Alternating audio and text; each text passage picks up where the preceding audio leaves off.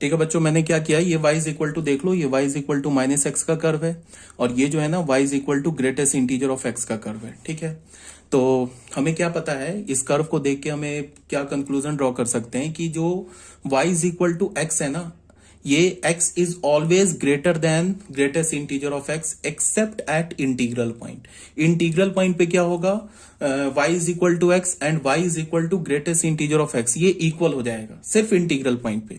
और सारे non integral point पे मींस r माइनस जेड पे जो हमारा x है वो क्या होगा, ग्रेटेस्ट इंटीजर ऑफ x से ग्रेटर होगा। तो इसी बात को यहाँ पे लिखा हुआ है, x is greater than greatest integer of x for all x belongs to r minus Z and x is equal to greatest integer of x for all x belongs to z। अगर x का हमारा value integer है तो x और greatest integer of x equal हो जाएगा। अगर x का वैल्यू नॉन इंटीजर है तो x क्या होगा, ग्रेटर होगा ग्रेटेस्ट इंटीजर x से। हमें क्या चाहिए, x is greater than greatest integer of x चाहिए। तो डोमेन क्या हो गया फंक्शन का, all real number minus Z. ठीक है फिर इसको तुम ऐसे भी देख सकते हो, हमारे पास क्या है, हमारे पास ऐसे ही है ना, f x is equal to 1 upon root under x minus greatest integer of x, यही है ना फंक्शन। तो इसको डिफाइन होने के लिए क्या चाहिए, इसको हम क्या लिख सकते हैं, 1 upon fractional part of x। और हमें पता क्या है कि जो फ्रैक्शनल पार्ट ऑफ x होता है वो 0 से 1 के बीच में लाई करता है for all x belongs to r, ये तो हमें ऑलरेडी पता है। ठीक है, तो ठीक है, अगर हम x का कोई भी रियल नंबर लें तो फ्रैक्शनल पार्ट ऑफ x का वैल्यू क्या होगा, 0 से 1 के बीच में होगा। But fractional part of x 0 नहीं चाहिए। अगर फ्रैक्शनल पार्ट ऑफ x 0 हो गया तो डिनोमिनेटर 0 हो जाएगा, डिनोमिनेटर 0 हो जाएगा तो फंक्शन डिफाइन नहीं होगा। तो फ्रैक्शनल पार्ट ऑफ x 0 कब होता है, तो यहां से x की वैल्यू हमें क्या मिलेगी, 0। 0 पर फ्रैक्शनल पार्ट ऑफ x 0 होता है, प्लस माइनस 1 पर होता है, प्लस माइनस 2 पर होता है, प्लस माइनस 3 पर होता है एंड सो ऑन। इसका मतलब क्या है कि सारे इंटीग्रल वैल्यू पे फ्रैक्शनल पार्ट ऑफ x 0 होता है और बाकी नॉन इंटीग्रल वैल्यू पे फ्रैक्शनल पार्ट ऑफ x का वैल्यू जो होता है वो 0 से 1 के बीच में होता है। और फ्रैक्शनल पार्ट ऑफ x जो होता है वो 0 से 1 के बीच में कब होता है, फॉर ऑल, ये क्या होगा, ये फॉर ऑल है, इंप्लाइज नहीं, या इंप्लाई भी लिख सकते हो, फॉर ऑल ज्यादा बेटर होगा, for all x belongs to r minus Z. तो हमें यही तो चाहिए कि फ्रैक्शनल पार्ट ऑफ x क्या हो, 0 से 1 के बीच में हो। अगर फ्रैक्शनल पार्ट ऑफ x 0 से 1 के बीच में होगा तो फिर ये स्क्वायर रूट डिफाइंड होगा। ठीक है, तो स्क्वायर रूट को कोई प्रॉब्लम नहीं है, 0 से प्रॉब्लम था तो हमने क्या कर दिया, फ्रैक्शनल पार्ट ऑफ x को 0 देखा कि कब होता है, इंटीग्रल पॉइंट पे, तो इंटीग्रल पॉइंट को रियल नंबर से हटा दिया। तो डोमेन क्या हो गया फंक्शन का, all real number minus Z. अगर मान लो फंक्शन का वैल्यू ऐसे होता, फंक्शन ऐसे गिवन होता, x minus greatest integer of x ऐसे होता, तो इसको हम क्या लिखते, root under fractional part of x। अब देखो, अब हमें पता है कि फ्रैक्शनल पार्ट ऑफ x क्या होता है, 0 से 1 के बीच में होता है for all x belongs to r, ये हमें पता है ना, तब तो कोई प्रॉब्लम ही नहीं है। अब इस फंक्शन का डोमेन क्या हो गया, ऑल रियल नंबर। क्यों हो गया ऑल रियल नंबर, यहाँ पे तुम कुछ भी कोई भी x का वैल्यू डालो, ये जो अंदर में जो फ्रैक्शनल पार्ट ऑफ x जो स्क्वायर रूट के अंदर जनरेट हो रहा है ना, वो 0 से 1 के भी बीच में, तो यहाँ तो 0 भी चलेगा। क्यों चलेगा, बिकॉज स्क्वायर रूट न्यूमरेटर में। ठीक है, बस स्क्वायर रूट में निगेटिव नहीं होना चाहिए। तो ये फ्रैक्शनल पार्ट ऑफ x खुद ही कभी निगेटिव नहीं है, सारे रियल नंबर के लिए या तो 0 या तो पॉजिटिव है, तो कोई बात नहीं है, कोई दिक्कत नहीं, स्क्वायर रूट तो हमेशा डिफाइंड होता रहेगा। तो इस केस में क्या हो जाएगा, फ्रैक्शनल पार्ट ऑफ, अगर डोमेन हमारा फंक्शन क्या हो जाएगा, अगर हमने एफ एक्स को root under x minus greatest integer x लिया तो डोमेन फिर हो जाएगा हमारा ऑल रियल नंबर। ठीक है, ये सब बात को यहाँ पे एक्सप्लेन किया हुआ है, इसी बात को यहाँ पे लिखा हुआ है, देख लो कि यहाँ पे हमने फ्रैक्शनल पार्ट ऑफ x का कर्व ड्रॉ किया है। Clearly from the graph fractional part of x greater than 0 कब होगा, for all x belongs to r minus Z. ठीक है, फ्रैक्शनल पार्ट ऑफ x जो होगा हमारा माइनस नहीं है, ये बताया जा रहा है कि फ्रैक्शनल पार्ट ऑफ x 0 के कब इक्वल होगा, for all x belongs to z। तो डोमेन क्या हो गया फंक्शन का, all real number minus Z. ठीक है, अब आ जाओ क्वेश्चन नंबर 4 में। क्वेश्चन नंबर 4 में क्या बोल रहा है कि 1 upon root under x plus integral part of x, इसका डोमेन निकालो। तो फिर वही बात कि इसका डोमेन हम कैसे निकालेंगे, अगर एल्जेब्रिकली निकालना हो, ग्राफिकली निकालना हो तो कैसे निकालेंगे। ऐसे देखो, एफ एक्स क्या गिवन है, 1 upon root under x plus greatest integer of x, ऐसे गिवन है। तो हमने क्या किया कि f x for f x to be defined, f x को डिफाइन होने के लिए क्या होना होगा, to be defined x plus integral of part of x क्या होना चाहिए, should be greater than zero, सिर्फ जीरो से बड़ा होना चाहिए। ठीक है, तो यहां से हमें क्या मिल रहा है, यहां से क्या इंप्लाई हो रहा है कि फ्रैक्शनल पार्ट ऑफ एक्स क्या होना चाहिए, ग्रेटर देन माइनस एक्स होना चाहिए। अब हमें ये चेक करना है कि फ्रैक्शनल पार्ट बोल रहा हूं यार, इंटीग्रल पार्ट जो है वो क्या होना चाहिए, ग्रेटर देन माइनस एक्स होना चाहिए। तो अब हमें क्या चेक करना है कि integral part of x minus x से ग्रेटर कब होगा। ठीक है, तो बहुत का सिंपल सा रास्ता क्या है कि एक बार तुम एक्स का वैल्यू 0 ले लो, एक बार एक्स का वैल्यू पॉजिटिव ले लो, एक बार एक्स का वैल्यू निगेटिव लो, चेक कर लो। अगर हमने एक्स का वैल्यू 0 लिया तो हमें क्या मिलेगा, 0 इज ग्रेटर देन 0, फॉल्स हो गया। ठीक है, तो इसका मतलब एक्स इज इक्वल टू 0 नहीं चलेगा। अगर हमने एक्स का वैल्यू कोई भी पॉजिटिव ले लिया, मान लो 4.1 ले लिया, तो क्या हो जाएगा, 4.1 का फ्रैक्शनल पार्ट क्या हो जाएगा 4, और यहां पे क्या हो जाएगा, ग्रेटर देन, जैसे ले लो 4.1 अगर हमने लिया एक्स का, यहाँ पे हमने x is equal to -4 negative लिया, तो यहाँ पे क्या हो जाएगा, फ्रैक्शनल पार्ट ऑफ -4.1, इसको सॉल्व करते हैं, माइनस तो है ही, यहाँ पे x का वैल्यू -4.1 लेते हैं, तो -4.1 का फ्रैक्शनल पार्ट क्या हो जाएगा, -5, ये क्या हो रहा है, ग्रेटर देन 4.1, तो ये भी फॉल्स हो गया, ये भी फॉल्स हो गया ना, बिकॉज निगेटिव तो पॉजिटिव से बड़ा नहीं होता, इसका मतलब x का वैल्यू निगेटिव भी नहीं चला। अब एक बार x का वैल्यू पॉजिटिव ले लेते हैं, पॉजिटिव लेके देखते हैं, मान लो हमारे पास क्या गिवन है, फ्रैक्शनल पार्ट ऑफ एक्स क्या है, should be greater then minus x, x का वैल्यू मान लो +4.1 लेते हैं, तो 4.1 का फ्रैक्शनल पार्ट ग्रेटर देन, यहाँ माइनस है, एक्स का वैल्यू हमने 4.1 ले लिया, तो ये हो गया 4 इज ग्रेटर देन -4.1, ये ट्रू हो गया। इसका मतलब क्या है कि जब एक बार पॉजिटिव के लिए ट्रू हो गया ना, फिर सारे पॉजिटिव के लिए ट्रू होगा।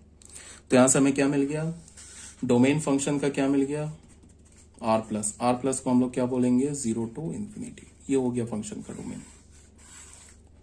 ठीक है ना, ऐसे भी चेक कर सकते हैं। दूसरा ऑप्शन क्या है हमारे पास कि हम लोग ना इंटीग्रल पार्ट ऑफ एक्स और माइनस एक्स का कर्व ड्रॉ कर लें, जैसे इंटीग्रल पार्ट ऑफ एक्स और माइनस एक्स का कर्व ड्रॉ कर लें, ये हो गया हमारा इंटीग्रल पार्ट ऑफ एक्स का कर्व।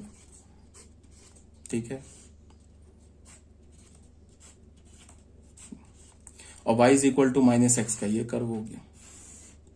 ठीक है, अब तुम देखो ये हमारा जो कर्व है, ये कर्व है इंटीग्रल पार्ट ऑफ x का कर्व है, और ये कर्व किसका, y is equal to -x का कर्व है।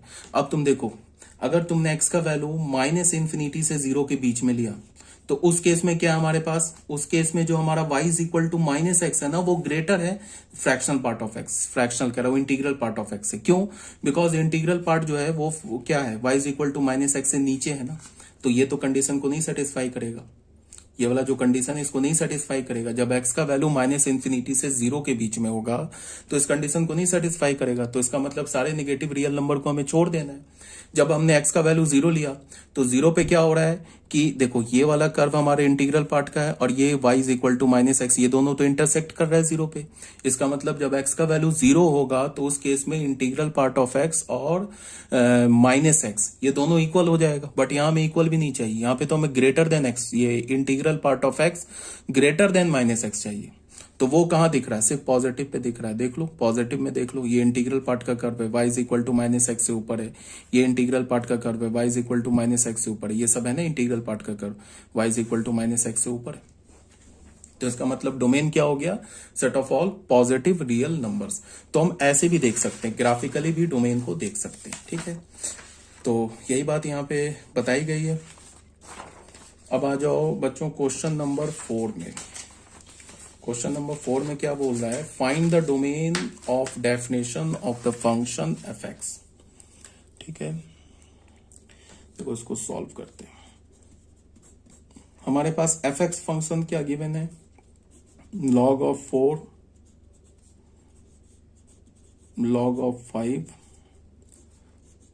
log of 3, 18x minus x square -77, ये ब्रैकेट बंद, ये ब्रैकेट बंद, ये कर्ली ब्रैकेट बंद। इसका हमें डोमेन निकालना है। अब तुम मेरी बात को ध्यान से सुनो, इस लॉग को पहले देखो जिसका बेस 4 है, इस लॉग का आर्गुमेंट क्या है, ये पूरा, ठीक है, ये log 5 आर्गुमेंट log 3 फिर argument 18x minus x square, इस log का आर्गुमेंट ये पूरा है। अब इस log पे आ जाओ, इस log का आर्गुमेंट ये पूरा है। अब इस log पे आ जाओ, इस log का आर्गुमेंट ये है। ठीक है, फिर मैंने क्या बोला, जैसे मैंने f x is equal to log x to the base a, इसको मैंने बोला है डिफाइंड कब होगा, जब x हमारा पॉजिटिव होना चाहिए एंड एक्स ए क्या होना चाहिए, greater than 0 and a not equals to 1, तभी जाके ये क्या होता है, लॉग फंक्शन डिफाइंड होता है। याद रखना, आर्गुमेंट क्या होना चाहिए, पॉजिटिव होना चाहिए, जो बेस है वो क्या होना चाहिए, पॉजिटिव, और 1 के इक्वल नहीं होना चाहिए, तभी जाके ये डिफाइंड होता है। अब तुम जरा सा इस लॉग को देखो, इस लॉग को देखो, इसका बेस तो क्या है 4, वो तो ग्रेटर देन 1 है, ये पूरा आर्गुमेंट है ना, तो इस आर्गुमेंट को क्या होना होगा, पॉजिटिव होना होगा, तभी जाके ये लॉग डिफाइंड होगा। तो क्या होगा, पहला कंडीशन क्या होगा, ऐसे लिखते हैं, for f x to be defined, for f x to be defined, f x को डिफाइंड होने के लिए क्या होना होगा हमारे पास, ये जो log 5 है और log जो है 3 और ये जो आर्गुमेंट है 18x minus x square minus 77 को हमने ग्रेटर देन 0 बोलना होगा। अब इसका बेस तो ऑलरेडी 4 है, तो बेस पे कोई कंडीशन लगेगा नहीं, एंड ये भी होना चाहिए एंड।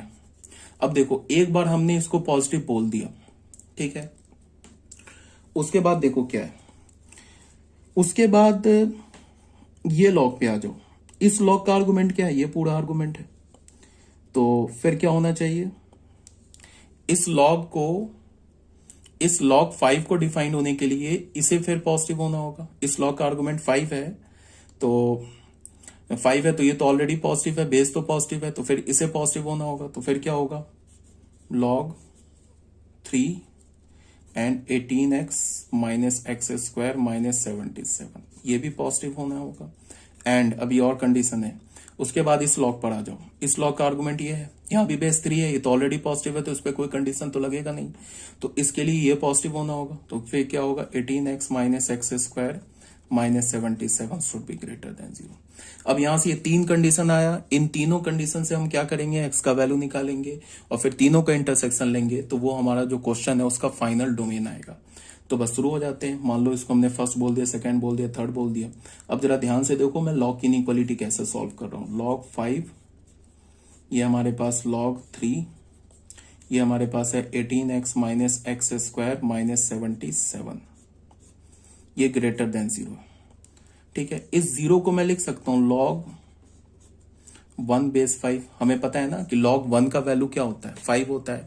बेस 5 क्यों लिया, क्योंकि यहां भी बेस 5 है।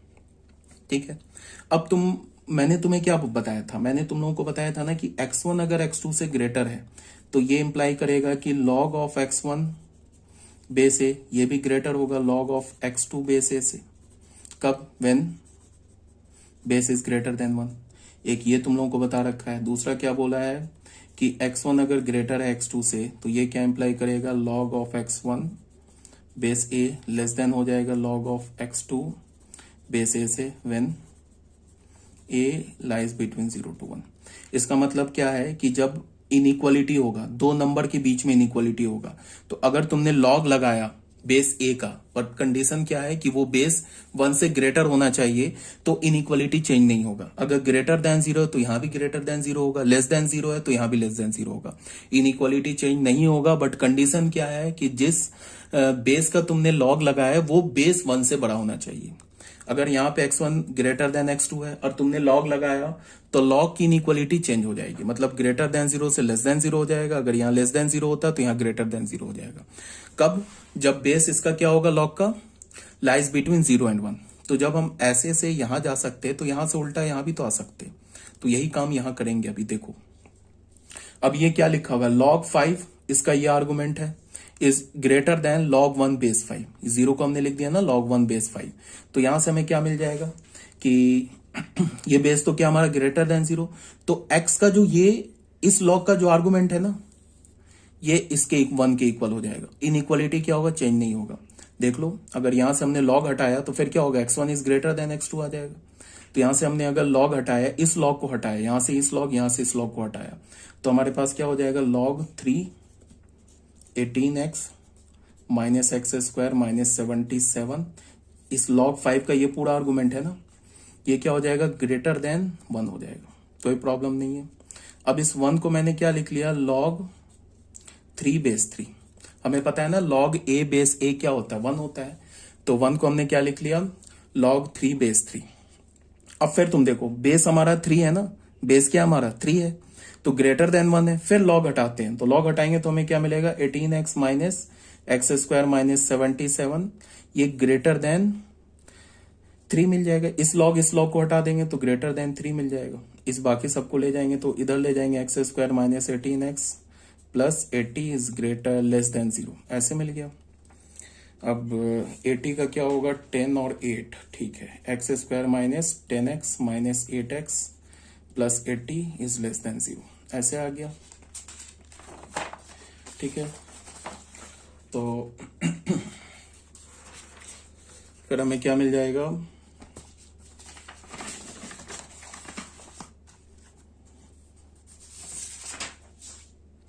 यहां से x कॉमन लिया तो हमें मिल गया x माइनस 10,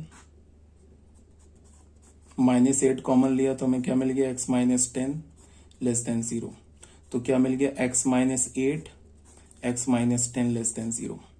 क्वाड्रेटिक है, लेस देन 0 है तो बिटवीन द रूट्स, तो x बिलोंग्स टू 8 to 10। ये हमारा फर्स्ट आ गया, फर्स्ट हमने सॉल्व कर लिया।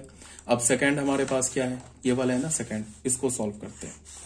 सेकंड में हमारे पास क्या है, log 3 18x minus x square minus 77 should be greater than 0। 0 को मैं क्या लिख सकता हूँ, log 1/3, ऐसे लिख सकता हूँ। फिर देखो बेस क्या हमारा, ग्रेटर देन 1, इसका मतलब लॉग हटाएंगे तो इनइक्वालिटी चेंज नहीं होगा, ये आर्गुमेंट और ये जो 1 आर्गुमेंट है इसके बीच में यही ग्रेटर देन 1, ये ग्रेटर देन की इनइक्वालिटी होगी। तो यहां से हमने क्या लिख लिया, 18x minus x square minus 77 is greater then 1। इन सारे टर्म्स को राइट हैंड साइड पे ले गए तो एक्स स्क्वायर माइनस 18x, ये क्या हो जाएगा, प्लस 78 इज लेस देन 0, ठीक है। अब इसको सॉल्व कर लेते हैं, तो फैक्टराइज कैसे होगा, 78 का प्राइम फैक्टर निकालना होगा, 2 3 9 13 3, ठीक है।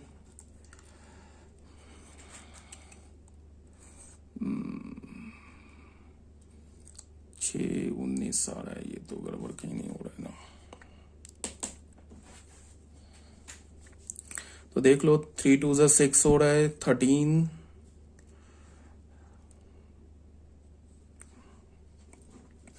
गड़बड़ तो नहीं किया यहाँ पे हमने,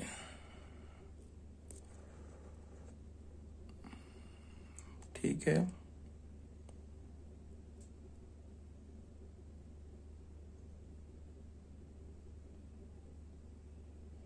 थर्टी 9 हो गया, 13 3 हो गया। अच्छा ये भी हो सकता है ना कि इसका जो डिस्क्रिमिनांट हो वो क्या हो जाए, 18 का डी निकालते हैं, डी क्या है, minus 18 b square minus 4 into 78, तो 18 इंटू 18 क्या हो जाएगा, ये हो जाएगा 324 माइनस,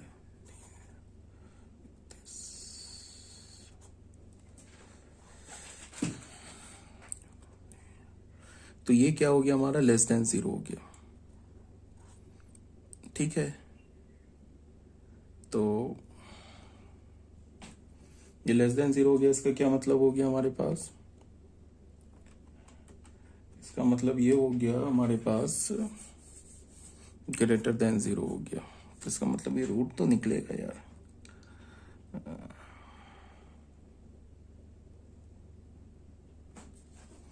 तो x की वैल्यू क्या हो गई, 18 प्लस माइनस, इसको मैं सॉल्व कर रहा हूं,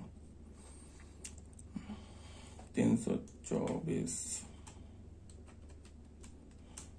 ये हो रहा है 12/2a 2, क्या हो गया 18, 4 3 तो 2√3, अपॉन 2। तो x की वैल्यू क्या हो गई 9 प्लस माइनस √3। ठीक है, तो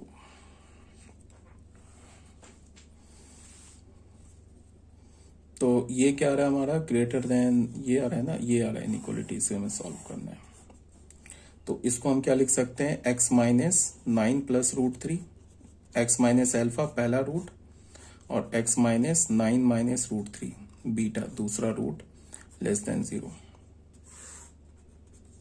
तो लेस देन 0 क्या होगा, ये हो गया हमारा 9 माइनस √3, ये क्या हो गया 9 प्लस √3। तो लेस देन 0 तो बिटवीन द रूट्स, तो यहां से क्या हो गया x बिलोंग्स टू 9 माइनस √3 से लेके 9 प्लस √3। ये हमारा सेकंड इक्वेशन आ गया। ठीक है।